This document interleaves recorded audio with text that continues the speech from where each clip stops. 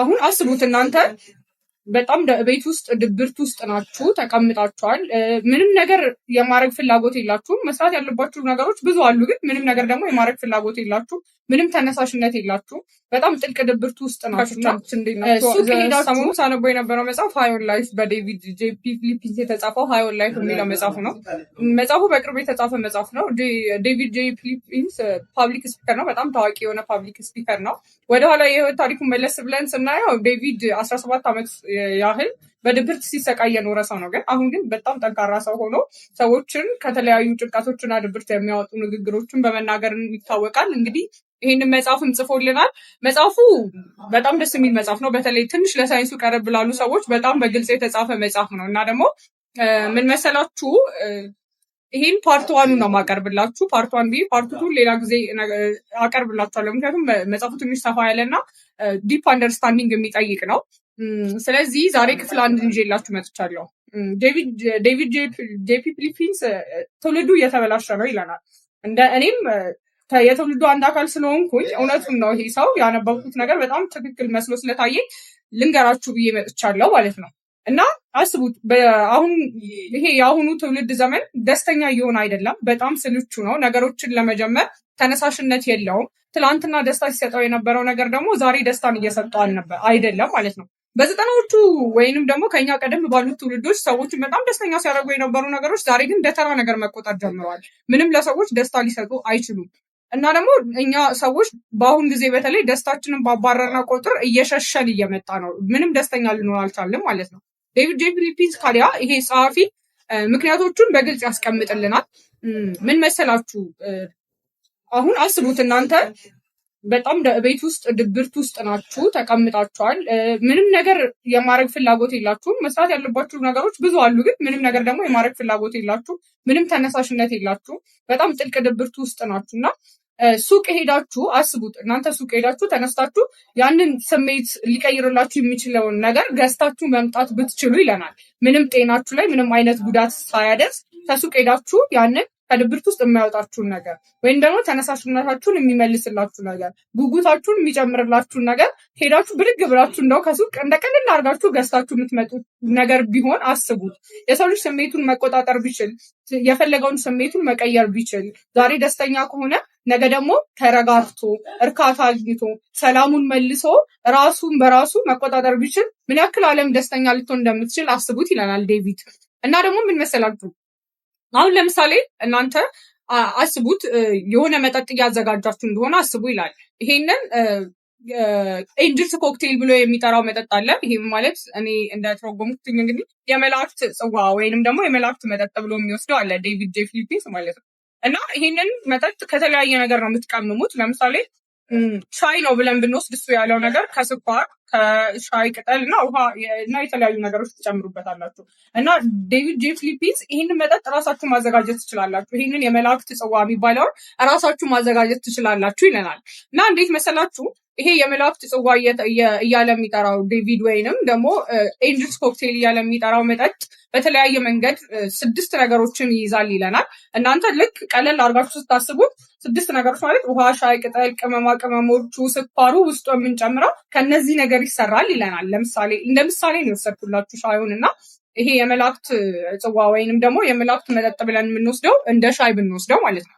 እና ደስታችሁን እና መረጋጋታችሁን፣ ሰላማችሁን እና እንዲሁም እርካታችሁን ከእንደዚህ ነገር በቀላሉ መስራት ትችላላችሁ። ኢቭን ሄዶ ሱቅ ከመግዛትም በላይ ስሜታችንን መቆጣጠር እና ራሳችንን ማረጋጋት፣ ሰላም ማግኘት ሄዶ ሱቅ ከመግዛት በላይ በጣም ቀላል ነው ይለናል ዴቪድ።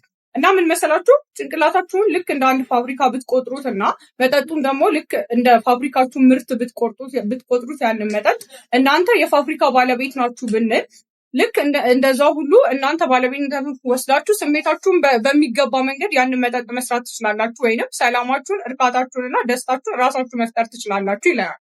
ታዲያ ይሄንን በዚህ ክፍል ውስጥ አስረዳችኋለሁ እንዴት ይሄንን ደስታችንን መቆጣጠር እንችላለን። ይህንን የመላእክት ጽዋ የሚለውን ራሳችን እንዴት ማዘጋጀት እንችላለን፣ ራሳችን ስሜታችንን እንዴት መቀየርና መቆጣጠር እንችላለን የሚለውን ነገር ነው ዛሬ እንነግራችሁ ማለት ነው። የመጽሐፉ የመጀመሪያው ክፍል በተለይም ዶፓሚን፣ ይሄ ለምሳሌ እያዘጋጃችሁ ከነበራችሁት መጠጥ ውስጥ የሚጨመረው አንዱ ልክ እንደ ውሃ ልትቆጥሩ ትችላላችሁ፣ ዶፓሚን ይለዋል እሱ። ይሄ ማለት ደግሞ ለጤናው ቀረብ ያለ ሰው ያው ያውቀዋል። እኔም ለጤናው በጣም ቅርብ ስለሆንኩኝ ዶፓሚን እንግዲህ እንደ ሆርሞን ነው፣ ግን እናንተ ቀለል እንዲላችሁ ልክ እንደ አንድ ኬሚካል ቁጠሩት ዶፓሚንን ማለት ነው። እዛ ከሻይ ውስጥ ከሚጨመረው ነገር ውስጥ አንዱ ነው ማለት ነው። የመላእክት ጽዋ እየተባለ የሚቆጠረው ውስጥ የሚጨመር ቅመም ነው ብለን ብናስብ ከ6 ውስጥ አንዱ ነው። ያንን የመላእክት ጽዋ የሚባለውን መጠጥ ለማዘጋጀት 6 ሆርሞኖች ያስፈልጉናል። እነሱን ሆርሞኖች በራሳችን ማምረት እንችላለን፣ መቆጣጠር እንችላለን፣ ወይም ደግሞ እንዳይመረቱ ማድረግ የምንችልበት መንገድ አለ። ግን ይሄ የምንመሰላችሁ አውቀንም ሆነ ሳናቅ ይሄንን መጠጥ በምንዘጋጁበት ጊዜ የማያስፈልግ ኬሚካል የማያስፈልግ ሆርሞን እየጨመርን ህይወታችንን እያከበድነው ነው ይለናል። ይሄ ማለት ደስተኛ ሊያደርጉን የሚገቡ ነገሮች ትናንትና ወይም ደስተኛ ሲያደርጉን የነበሩ ነገሮች ዛሬ በፍጹም ደስታ እየሰጡን አይደለም። ወይም ደግሞ ደስታን ለማግኘት በጣም ብዙ ሺህ ነገሮችን ማድረግ አለብን በዚህ ዘመን። ትናንት ደስተኛ ሲያደርገን የነበረ ቀለል ያለ ነገር ዛሬ ደስተኛ እያደረገን አይደለም ይለናል። እና ይህንን እዛ ሻይ ውስጥ ከሚጨመረው ውስጥ አንዱ የሆነው ዶፓሚንን ወስጄ አብራራላችኋለሁ። ምክንያቱም ዶፓሚን በጣም አስፈላጊ ሆርሞን ነው።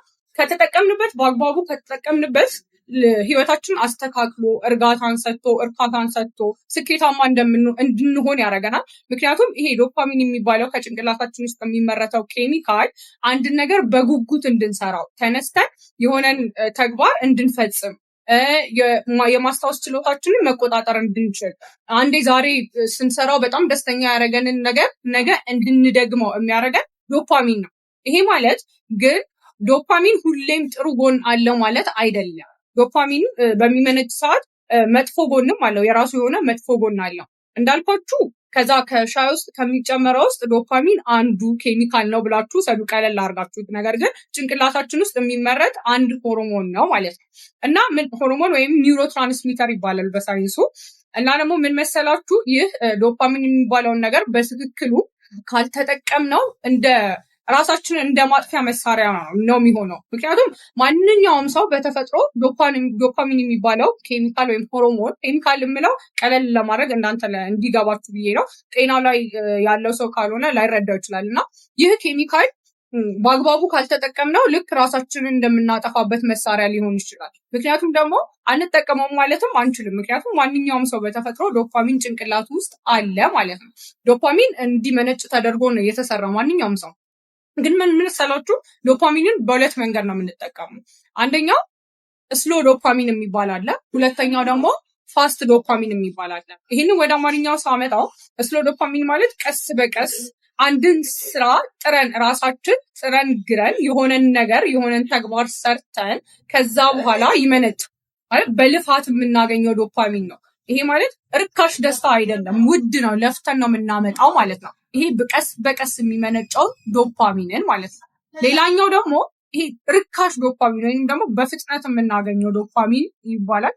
ይሄ ዶፓሚን ጸሐፊውም እንደዚህ እያለ ይጠራዋል፣ ፋስት ዶፓሚን ይለዋል። ድንገት ነው ጣሪያ ነክቶ ግን ወደ ታች ሲመለስ ደግሞ ራሳችን እስከ መጥላት ድረስ በጣም ትልቅ የሆነ ድብርት ውስጥ አንስቶ እስከ እብደት ድረስ ሊያደርሰን የሚችል የዶፓሚን አመነጫጨት ስነስርዓት።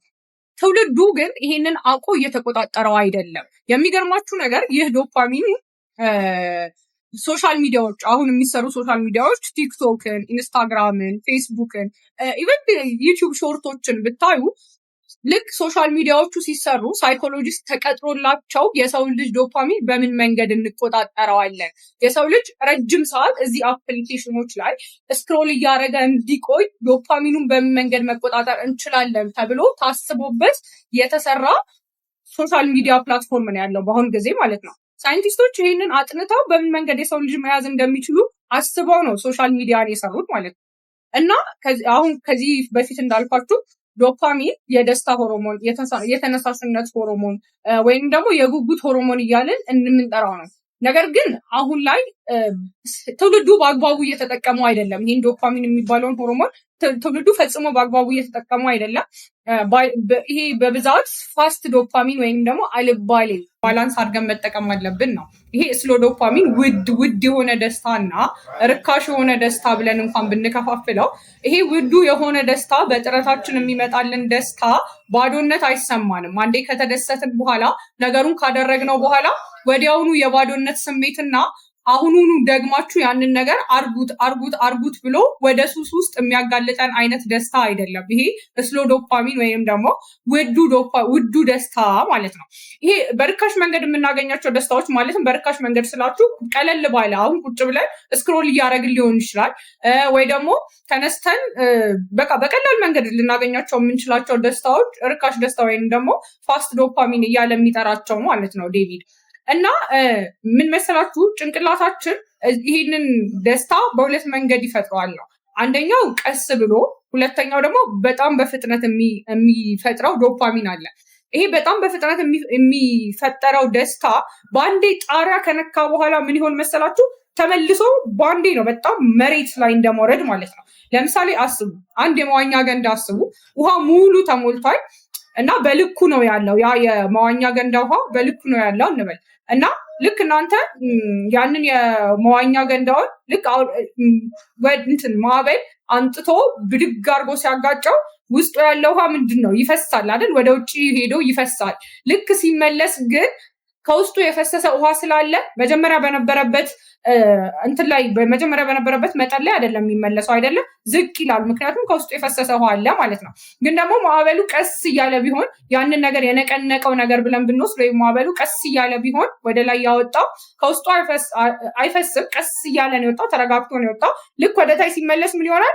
ውሃው ከውስጡ ስላልፈሰሰ በፊት በነበረበት መጠን ነው የሚመለሰው ማለት ነው።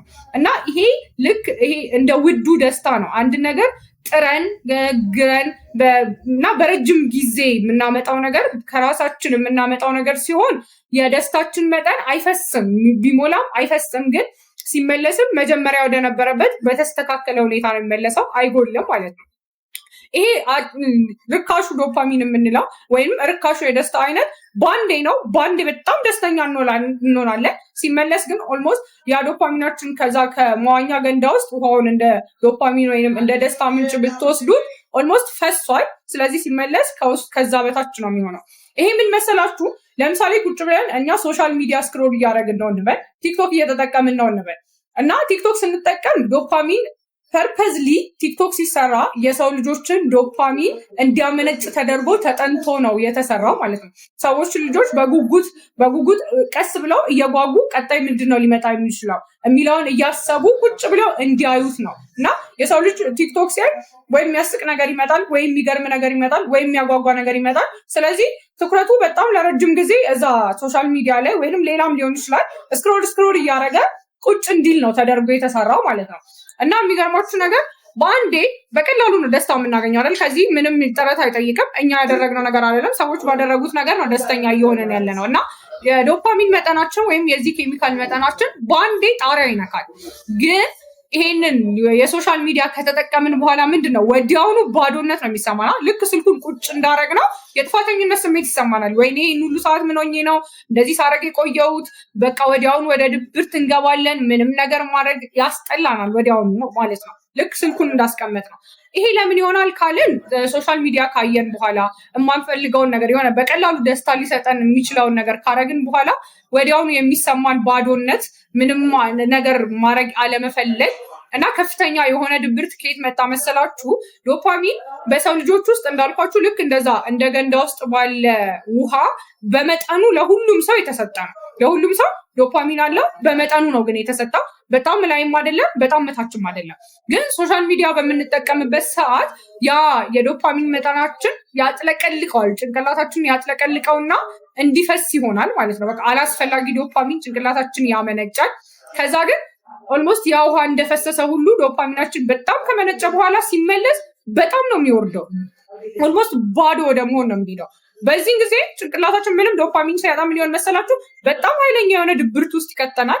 ምንም ነገር ማድረግ አንፈልግም። ቀጥታ ራሳችንን ነው የምንወቅሰው። ይህን ሁሉ ጊዜ ለምንድን ነው እዚህ ፕላትፎርም ላይ ወይንም ደግሞ እዚህ ተግባር ላይ ያሳለፍኩት ነው የምንለው ማለት ነው። ቀጥታ ትልቅ የሆነ ባዶነት ነው የሚሰማል እና በዚህ ጊዜ ስሎ ዶፓሚን ቢሆንስ ማለት በራሳችን ጥረን ያገኘ ነው። ለምሳሌ ስፖርት መስራት ቢሆን፣ መጽሐፍ ማንበብ ቢሆን፣ ወይም ደግሞ ከጓደኞቻችን ጋር ሃንጋውት አድርገን ማውራት ቢሆን፣ ከቤተሰቦቻችን ጋር ደግሞ ጊዜ መሰጣጣት ቢሆን እነዚህ ዶፓሚን የሚያመነጩ ነገር ናቸው። ግን በአንዴ ዶፓሚናችን ሞልቶ እንዲፈስ አያረጉ።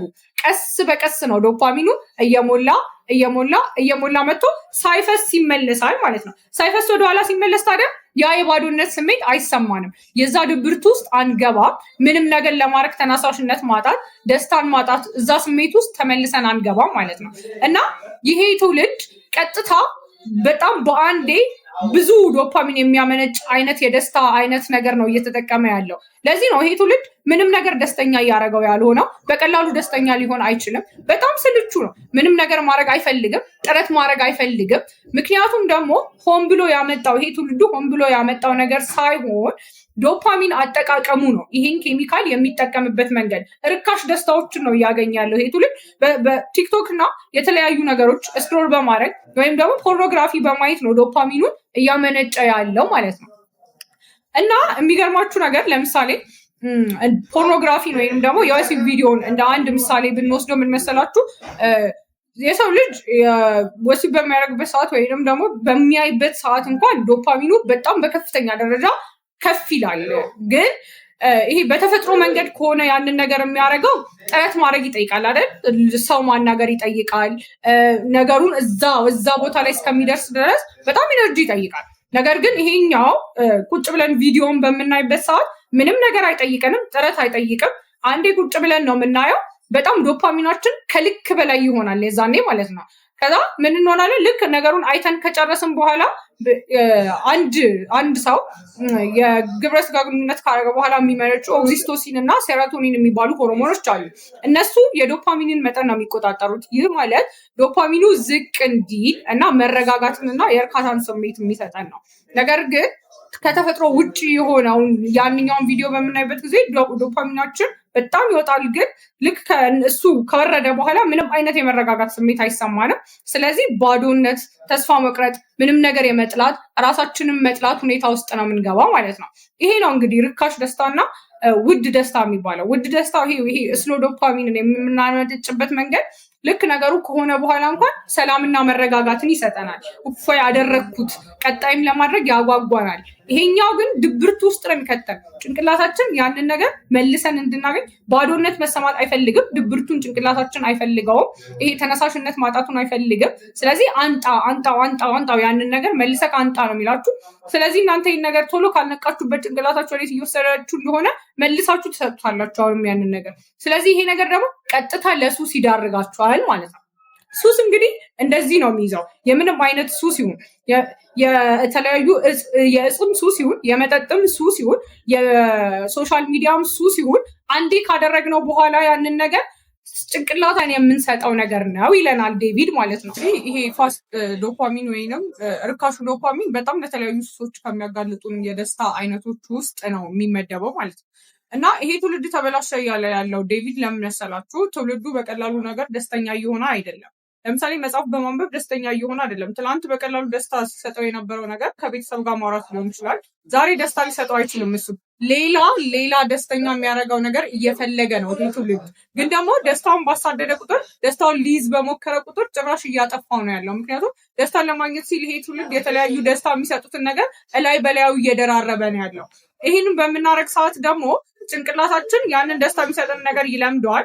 ትናንትና በ10 ኪሎ ስኳር ተደስታችሁ ቢሆን ብለን እናስበዋል። ጭንቅላታችሁ ትናንትና በ10 ኪሎ ስኳር ደስተኛ ሆኖ ቢሆን ነገ ይሄ 10 ኪሎ ስኳር ጭንቅላታችሁን ደስተኛ አያደርገውም። ነገ ደግሞ 20 ትፈልጋላችሁ፣ ከዛ 30 ትፈልጋላችሁ። ከዛ ጭንቅላታችሁ እንደዛ ያንን ርካሽ የሚባለውን ደስታ እየለመደው በመጣ ቁጥር ደስታን ማጣጣም ያቅተዋል። ስለዚህ ውስጣችን መረጋጋት ያጣል፣ ሰላም ያጣል።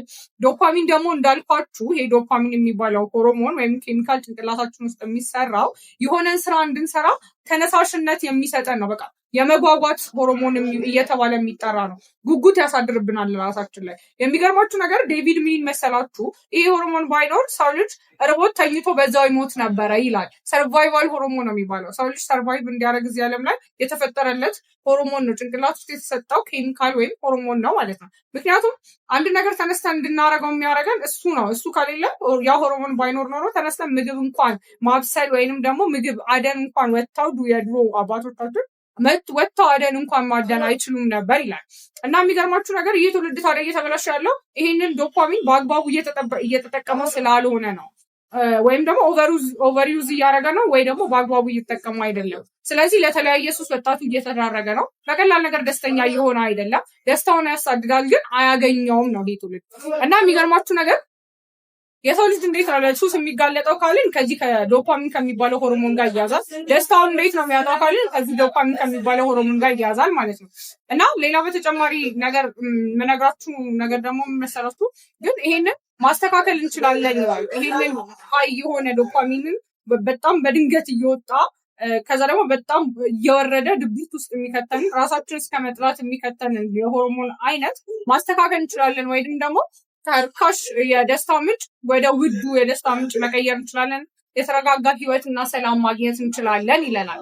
እና ምን መሰላችሁ አሁን የሰው ልጅ እንዳልኳችሁ ሱስ የሚይዘው ምክንያት በጣም ርካሽ የሆኑ ዶፓሚኖችን ወይም ርካሽ የሆኑ የደስታ ምንጮችን እየተጠቀመ በሄደ ቁጥር የዶፓሚኑ መጠን በጣም ከፍተኛ እየሆነ በመጣ ቁጥር እየፈሰሰ መጣ ቁጥር ልክ ሲመለስ እዛ ቦታው ላይ መጀመሪያ ከነበረበት መጠን በታች ሆኖ ነው የሚመለሰው። ስለዚህ ጭንቅላታችን አንጡት ያንን ነገር መልሱልኝ ብሎ መጮህ ይጀምራል። አሁንም መጀመሪያ ላይ እየሰጣችሁት የደስታ መጠን በሁለተኛ በዛ ልክ ደስተኛ ስለማያደርገው እንደውም ጨምራችሁ እንድትሰጡት ያደርጋችኋል ማለት ነው። በዚህ ጊዜ ቀላል የሚባል ትናንት ያስደሰታችሁ ነገር ዛሬ ሊያስደስታችሁ አይችልም። ዛሬ ያስደሰታችሁ ነገር ደግሞ ነገ ሊያስደስታችሁ አይችልም ማለት ነው። ስለዚህ ዴቪድ ይሄን የምንቆጣጠርበትን መንገድ ደስታችንን የምንቆጣጠርበትን መንገድ ነገሮችን ለማድረግ ጉጉት እንዲኖር የምናደርግበትን መንገድ አስቀምጦልናል። እንደ መፍትሄ ብሎ ያስቀምጣቸው 6 ነገሮች አሉ። እሱን ከዚህ ቀጥዬ እነግራችኋለሁ። ነገር ግን ሌላ ልነግራችሁ የምፈልገው ነገር ምን መሰላችሁ? አንድ ሰው ለሱስ ከመጋለጡ በላይ ይሄ ዶፓሚንን ኦቨርዩዝ እያደረገው በመጣ ቁጥር እንዳልኳችሁ ከባዶነት አንስቶ እስከ እብደት የሚደርስ ህመም ሊያጋጥመው ይችላል ማለት ነው። ወደ መፍትሄዎቹ ሀሳብ ስንገባ ምን መሰላችሁ? በመጀመሪያ ደረጃ በጣም ደስታችንን አላግባቡ ይሄ በስሎ ዶፓሚን ማነው በፋስት ዶፓሚን እንድንጥለቀለቅ ከሚያደርጉን ነገር ግን ደግሞ ቀጣይ ነገሮችን ስናደርጋቸው ምንም ደስታ የማይሰጡን ምንም በቃ ህይወት ለእኛ ምንም ትርጉም እንዳሌላት የሚያስመስልብን የጭንቅላታችን ይሄ ፋስት ዶፓሚን ወይም ርካሽ ዶፓሚን ነው አይደል? እና ይሄንን ደግሞ እንዴት ነው ራሳችን ላይ እያዳበር ነው ያለ ነው ስንል የመጀመሪያውን ነገር ዶፓሚን ስታኪንግ የሚባል አለ። ዶፓሚን ስታኪንግ ማለት ደስታችንን አሁን ለምሳሌ እኛ በአንዴ በ10 ነገር ለመደሰት እንደመሞከር ማለት ነው። በአንዴ ለ10 ነገር ለመደሰት እንደመሞከር። ለምሳሌ እዚህ ጋር ቲቪ እያየው ቢሆን ቲቪው ብቻ ደስታ እየሰጠኝ አይደለም ብዬ አስብና ከዛ እዛ ጋር ምግብ መብላት እጀምራለሁ። ከምግቡ ቀጥሎ ምግብ ምክንያቱም ቲቪ ማየትም ምግብ መብላትም የደስታ ምንጮች ናቸው። ዶፓሚን ውስጣችን እንዲመነጭ ያደርጉልናል። ቀጣይ የሚመጣውን ነገር እንድንጓጓ የሚያደርጉን ነገሮች ናቸው። እና የሚገርማችሁ ነገር ከዛ ምግብ ትበላላችሁ፣ ከዛ ቲቪ ታያላችሁ። ያም ደስተኛ ያም ሳይበቃ ቀርቶ ደግሞ ወይ ስልክ ደውላችሁ ታወራላችሁ ወይ ደግሞ ስልካችሁን ስክሮል ማድረግ ትጀምራላችሁ። ይሄ ዶፓሚን ስታኪንግ እያለ የሚጠራው ደስታን ለመደራረብ መሞከር፣ በአንድ ነገር ብቻ ላለመደሰት መሞከር፣ ብዙ የደስታ ምንጮችን ብዙ ዶፓሚን የሚያመነጩልን ነገሮችን በአንዴ የመደራረብ ችግር ነው። ስለዚህ ይሄ ማለት ለምሳሌ ወደ ምን መራው መሰላችሁ? ይሄን ሰውን መኪና በሚነዳበት ሰዓት ለምሳሌ መኪና ትኩረት የሚፈልግ ነገር ነው።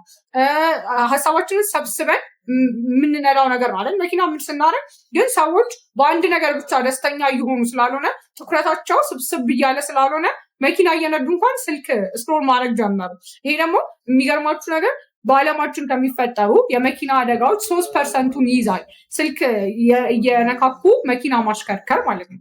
ስለዚህ ዴቪድ ደስታችን እንዳናጣው ከፈለግን ነገ በአንድ ነገር ብቻ ደስተኛ መሆን ከፈለግን ዛሬ ላይ ደስታችንን በአንዴ የሚያመጡ ነገሮችን ድርብርብ አድርጋችሁ አትጠቀሙ ይላል። ይሄ ማለት ቲቪ እያያችሁ ስልክ አትጎርጉሩ ወይ እየበላችሁ ስልክ አትዩ እንደማለት ነው። ደስታን ድርብርብ ሊያደርጉብን የሚችሉትን ነገሮች ማስወገድ አለብን። በአንድ ነገር ብቻ ለመደሰት መሞከር አለብን። አለበለዚያ ዛሬ ደስታ የሰጠን ነገር ደስታ አይሰጠንም።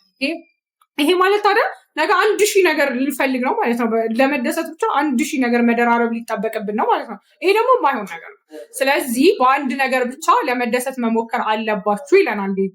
ሁለተኛው እንደ መፍትሄ ብሎ ያቀረበው ደግሞ ዴቪድ ኢንትሪንሲክ እና ኤክስትሪንሲክ የሚባል ነገር አለ። ከውስጣችሁ ደስታን ለማግኘት መሞከርና ከውጭ ዓለም ደስታን ለማግኘት የምንሞክረው ነገር አለ። ይሄ ማለት ከውጭ ዓለም ስላችሁ ለምሳሌ የሆነ ነገር አድርጋችሁ የሆነን ስራ ሰርታችሁ ምስጋና ትፈልጋላችሁ። ቪዲዮ ሰርታችሁ ላይክ ትፈልጋላችሁ።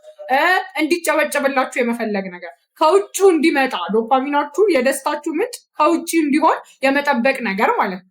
ይሄ ደግሞ ልክ ደስታው ሲጠፋ ወያ ላይክ ሲጠፋ ወይ ደግሞ ምስጋናው ሲጠፋ መልሳችሁ የባዶነት ስሜት ላይ ትሄዳላችሁ ማለት ነው። ምክንያቱም የደስታችሁ ምንጭ ከውስጣችን ሳይሆን ከውጭ ነው እየመጣ ያለው ማለት ነው።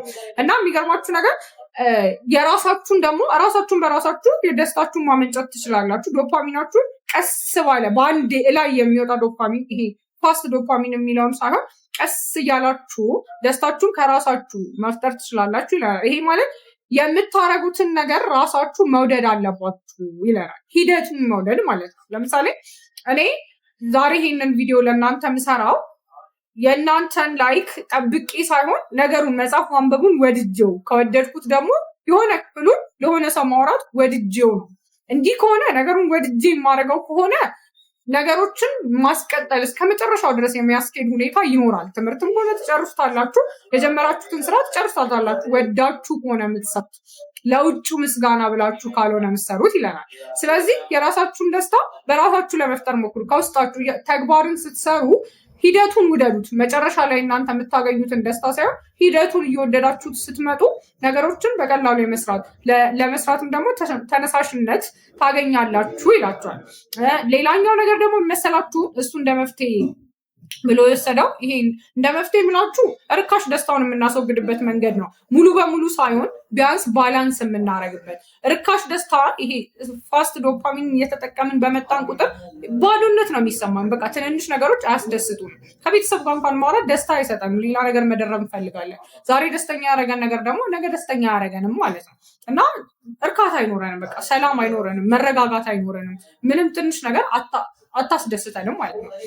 እና ሌላኛው እንደ መፍትሄ ብሎ ያቀረበው ኢንተርሚተንት ዶፓሚን ወይንም ዶፓሚን ቁጠባ ይለዋል። ይሄ ደስታችሁን መቆጠብ።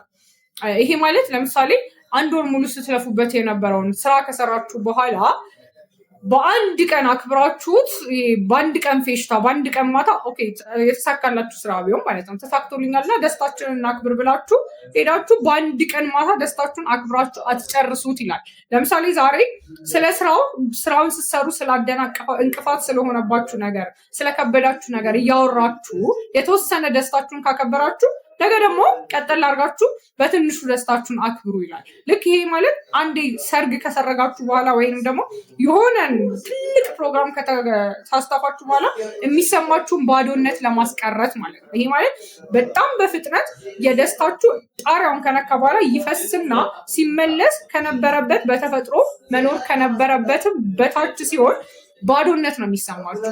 ምንም ነገር ትጠላላችሁ፣ ምንም ነገር አያስደስታችሁ፣ ድብርት ውስጥ ትገባላችሁ ይለናል። ስለዚህ ደስታን ከፋፍሎ ማድረግ ይሄ ማለት ለምሳሌ ሌላ ምሳሌ ሲሰጣችሁ ፊልም ስታዩ ተከታታይ ፊልም ሲሆን በአንድ ያትጨርሱት ማለት ዛሬ የሆነ ክፍሉን አይታችሁ የተወሰነ ደስታ ከሰጣችሁ በኋላ ነገ ደግሞ የተወሰነ ክፍሉን እንደማየት ነው። ልክ በነገራችን ላይ የምትወዱትን ፊልም በአንድ አይታችሁ ስትጨርሱ መጨረሻ ላይ ባዶነት ነው የሚሰማችሁ፣ ድብርት ነው የሚሰማችሁ። ስለዚህ ይሄንን ነገር ለማስቀረት ፊልምም ቢሆን እስከ መጨረሻው እሱ እንደውም ምን ይላል፣ አብዛኞቹን የጀመርኳቸውን ፊልሞች አልጨርሳቸውም ይላል። ተከታታይ ፊልሞች አልጨርሳቸውም፣ ምክንያቱም መጨረሻቸው ምን ይሆን ብዬ ሳስብ የማገኘው ደስታ ይበልጥብኛል። መጨረሻ ላይ ፊልም ሙሉ ጭርስ አድርጌ ከማየው ምን ይሆን መጨረሻው፣ ነገ ምን ይፈጠር ይሆን የሚለውን ጉጉት በራሱ ዶፓሚን ይፈጥርልናል። ዶፓሚን የጉጉት ሆርሞን ነው። ከደስታም በላይ እንድንጓጓ ነገን እንድናይ ማለት የሆነ ነገርን እንድንሰራው በጉጉት ምን ይፈጠራል ብለን እንድንሰራው የሚያደርገን ሆርሞን ነው ማለት ነው። ስለዚህ የደስታችሁን እየከፋፈላችሁ ተጠቀሙ ይላል። ሌላ ምሳሌ ደግሞ ስጠጣችሁ እቃን ከመግዛታችሁ በፊት በጣም ሰርች ስልታረጉ ስለምትገዙት እቃ ዋጋውን፣ ኳሊቲውን ምናምን እንደዚህ የመሳሰሉ ነገሮችን ሰርች ስታረጉ ያለው ደስታ እቃውን ገዝታችሁ እጃችሁ ላይ ካስገባችሁት ደስታ የበለጠ ይሰጣችኋል ነው የሚለው። ስለዚህ ነገሮችን አርጋችሁ ቶሎ ደስተኛ ለመሆን ሳይሆን ስለ ነገሮቹ ራሱ እያጠናችሁ በሄዳችሁ ቁጥር ደስታ እያገኛችሁ ትመጣላችሁ። ስለዚህ ደስታችሁን ቆጥቡት። በአንዴ ጣሪያ የነካ ደስታ ከዛ ደግሞ ወደ ባዶነት እንዳይመጣ ደስታችሁን እየቆጠባችሁ አርጉት ይለናል ማለት ነው። ሌላኛው ክፍል ደግሞ ዶፓሚን ቫሪያቢሊቲ ይለዋል። ይሄ ደግሞ የዶፓሚን መለዋወጥ ነው። ይሄ ማለት የሚገርማችሁ ነገር ከሶሻል ሚዲያ ላይ ሱስ ከሚያስይዙን አንዱ ነገር ዶፓሚን ቫሪያቢሊቲ ነው ይላል። ይሄ ማለት አሁን ለምሳሌ እዚህ ጋር መጀመሪያ ላይ ብዙም ያላስደሰታችሁን ቪዲዮ አያችሁ፣ ከዛ ቀጥሎ ደግሞ በጣም የሚያስደስት ቪዲዮ አያችሁ፣ ከዛ ቀጥሎ የሚያሳዝን ቪዲዮ ታያላችሁ። ይሄ ማለት ቀጣይ የሚመጣውን ነገር አትገምቱም ማለት ነው። ስላልገመታችሁ ብቻ አይምሯችሁ ዶፓሚን በዛኔ በጉጉት ቀጣይ ምን ይመጣ ይሆን ስትሉ በጉጉት እስር አድርጎ እዛ ሶሻል ሚዲያ ላይ ረጅም ሰዓት እንድትቆዩ ያደርጋችኋል። ይሄንን ወደ ህይወታችሁ አምጡት ይላል። እዛ ሶሻል ሚዲያ ላይ ከምትጠቀሙበት ይልቅ ወደ ህይወታችሁ ስትመልሱት ምን እንደምታደርጉ ታውቃላችሁ ይላል። ለምሳሌ ቁማርና ቪዲዮ ጌም ቀጣይ ምን ሊፈጠር እንደሚችል ስለማታውቁ ነው አይምሯችሁ በዛን ሰዓት ዶፓሚን የሚባለውን ሆርሞን አመንጭቶ ለረጅም ሰዓት ኪሳራ ላይ የሚጥላችሁ ቀጣይ የሚመጣውን ነገር መገመት ስለማትችሉ ነው። ህይወታችሁንም ልክ እንደዚህ የማይገመት አድርጉት ይላል። ለምሳሌ በቀላል መንገድ እሱ ምሳሌ ሲሰጠን ሳንቲም ወርውሩና ከላይ ከሆነ የምትወዱትን ነገር ለማድረግ ለምሳሌ ራስ ከሆነ ወይም ከላይ በኩል ቁጥር ከታየ የምወደው ካፌ ሄዳለሁ፣ ካልሆነ ግን አካባቢ ያለ ዝም ብሎ ካፌ ሄዳለሁ። ይሄ አይምሯችን ህይወትን በተለየ መንገድ እንዲያያት እንድንጓጓ ለሚፈጠረው ነገር እንድንጓጓ ያደርገናል ማለት ነው። ያልተጠበቀ ነገር ህይወታችን ውስጥ ማድረግ ለምሳሌ ፈንዲሻን በቾፕስቲክ የቻይናዎቹን እንትን መብሊያ በሱ ይዘን ለመብላት መሞከር ጉጉቱ ብቻ አዲስነቱ ብቻ ዶፓሚን ያመነጫል፣ የበለጠ ይጣፍጠናል ማለት ነው። መጀመሪያ ያው ፈንዲሻ ነው፣ ግን በዛ ብቻ ስላረግ ነው አይምሯችን እየጓጓ አዲስ ነገር እያረገ ስለበላ እየጣፈጠን ይመጣል ይላል። ሌላኛው ደግሞ ዋነኛውን ብለን ልንወስድ የምንችለው መፍትሄ ምን መሰላችሁ? ህይወታችንን በቀላል ነገር ደስተኛ የሚያደርግልን እንዳልኳችሁ ነገሮችን ሳንደራርብ በትንሽ ነገር ብቻ እርካታ ለማግኘት ከሚያደርገን ነገር አንዱ ዶፓሚን ሃንጎቨር ብሎ ይጠራዋል። ይሄ ማለት ለምሳሌ በኛ ኮንቴክስት ስንወስደው አንድ ሰው በጣም አልኮል ከመጠን በላይ አልኮል ሲጠጣ ከኋላ በማግስቱ በጣም ኃይለኛ የሆነ ድብርት ውስጥ ነው የሚገባው አይደለም። ይሄ ማለት ልክ በጣም ትልቅ ደስታ የሚሰጠንን ነገር ካረግን በኋላ በጣም ትልቅ የሆነ ድብርት ውስጥ ነው የምንገባው። በጣም ያልተረጋጋ ሁኔታ ውስጥ ነው የምንገባው። ራሳችንን ከመጥላትና ምንም ለነገሮችን ለማድረግ ተነሳሽነት እስከማጣት ድረስ ነው የምንሄደው። ልክ በዚህ ጊዜ የምታደርጉ መስላችሁ ለምሳሌ አንድ የወሲብ ቪዲዮ ሲያይ የዋለ ሰው ልክ ከጨረሰ በኋላ በቀጥታ ራሱን ወደ መውቀስ ነው የሚገባው። ይሄ ለምን አረኩት ወደ ማድረግ ነው የሚገባው። ወይ ደግሞ ጭንቅላቱ ያንን ነገር አምጣ ብሎ ስለሚጮህበት ነገሩን ደግሞ ወደ ማድረግ ነው የሚሄደው። ግን ይላል ይሄንን ደግማችሁ ከማድረግ ይልቅ ጭንቅላታችሁ የዛኔ እንደዚህ አድርጎ ሲያስገድዳችሁ እዛ ጋር ያዙትና ድብርትም ከሆነ የበለጠ ድብርት ውስጥ ለመግባት ሞክሩ። ይሄ ማለት ነገሩን ደግማችሁ ከማድረጋችሁ በፊት ዝም ብላችሁ ቁጭ በሉ። አለበለዚያ ደግሞ እራችሁ ላይ ወይም የሆነ ሰውነታችሁ ላይ ከባድ ነገር ለማድረግ ሞክሩ። ይሄ ማለት በጣም ደስተኛ ሚዛን አለው ሰውነታችን፣ ጭንቅላታችን የስቃይና የደስታ ሚዛን አለው እና ወደ ደስታ በጣም ያደላ ነገር ስናረግ ዶፓሚን በከፍተኛ ደረጃ ሲመነጭ ወደ ደስታ አይደለም የሚያመዝነው፣ ወደ ደስታ በጣም ያመዘነ ነገር ስናረግ ሆን ብሎ ሚዛኑን እኩል ለማድረግ ሲል በስቃይ በኩል ያለውን ሚዛን ለመድፋት ወይም ለመጫን ይሞክራል ማለት ነው። ይሄ ማለት ጭንቅላታችን የዛኔ በጣም ኃይለኛ ድብርት ውስጥ የሚከተል እናንተ ስቃዩ በዝቶባችሁ ነገሩን ደግማችሁ እንድታረጉት ስለሚፈልግ ነው። ልክ የዛኔ ግን ጭንቅላታችሁ እናንተ ያዙት እና ለምሳሌ ቀዝቃዛ ሻወር ቶሎ ብላችሁ ሰዱ። ይሄ ማለት ስቃይ ያበዛችሁበት ነው አይደል? ሰውነታችሁ ላይ ስታሰቃዩት በጣም በቀዝቃዛ ሻወር ስትታጠቡ ሚዛኑ ወደ ስቃዩ ሲበዛበት መልሶ እሱ ደግሞ ወደዛኛው ወደ ደስታው ለመመዘን ሲል በራሱ ጊዜ ያንን ነገር ደግማችሁ ባታረጉት እንኳን ዶፓሚኑን በራሱ ጊዜ ያመነጫል ማለት ነው ጭንቅላታችሁ። ስለዚህ ልክ የሆነ ነገር ካረጋችሁ በኋላ በጣም ባዶነት ባታረጉት ይመረጣል። በደጋገማችሁት ቁጥር በጣም ወደ ሱስ እና ምንም ነገር ደስተኛ እያረጋችሁ ያልሆነ ሁኔታ ውስጥ ስለሚገቡ፣ ግን ነገሩ ከተፈጠረ በኋላ ደግሞ ደግማችሁ ከማድረግ ይልቅ ድብርት የሚሰማችሁ ከሆነ ቁጭ ብላችሁ ተደበሩ። በቃ ቁጭ ብላችሁ ድብርቱን አዳምጡት፣ ወይ ደግሞ ሰውነታችሁን ስቃይ ውስጥ የሚጨምር ነገር አርጉ ይለናል። ሌላኛው ደግሞ የመጨረሻው የምነግራችሁ ኢሞሽናል ፓይስ ይላል። አንድን ነገር ለማድረግ እና ስሎ ዶፓሚን በቀስታ የሚወጣውን ሰውነታችን እንዲረጋጋ የሚያደርገውን በህይወታችን ላይ እርካታ የሚሰጠንን የዶፓሚን አይነት ቀስ እያልን ለማመንጨት ቀስ እያለ እንዲመነጭ ከፈለግን ወይም ደግሞ ነገሮችን ስራችንን እስከ መጨረሻው በተመሳሳይ ተነሳሽነት እንድንቀጥል ከፈለግን ስሜታዊ ለምኖችን መፍጠር አለብን። ለምሳሌ ሎጂካል ብቻ መሆን የለበትም። የምንሰራው ስራ ሎጂካል ብቻ መሆን የለበትም ይለናል። ለምሳሌ እኔ የምማረው ስራ መያዝ ስላለብኝ ነው። ይሄ ሎጂካሊ ነው። በቃ ገንዘብ ማግኘት ስላለብኝ እማራለሁ ምናምን ትላላችሁ። ደሞዝ ማግኘት ስላለብኝ እማራለሁ።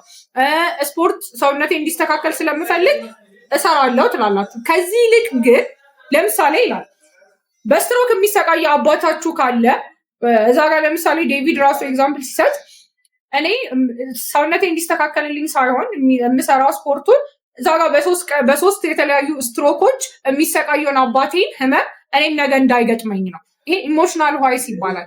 ዛሬ የምማረው ነገ የምወዳትን እናቴን ከስቃይ ለማውጣት ነው። እንደዚህ አይነት ምክንያቶች ስጡ። ከስሜት ጋር የሚያያዝ ምክንያቶች ስጡ። ሎጂካል ብቻ ሳይሆን ይሄ ኢሞሽናል ዋይስ የምንላቸው ምክንያቶች ስትሰጡ ሰውነታችሁ ያንን ነገር ለመቀጠል ወይም በጉጉት ጭንቅላታችሁ ያንን ስራ ለመስራት የበለጠ ተነሳሽነት ይኖረዋል ይለናል።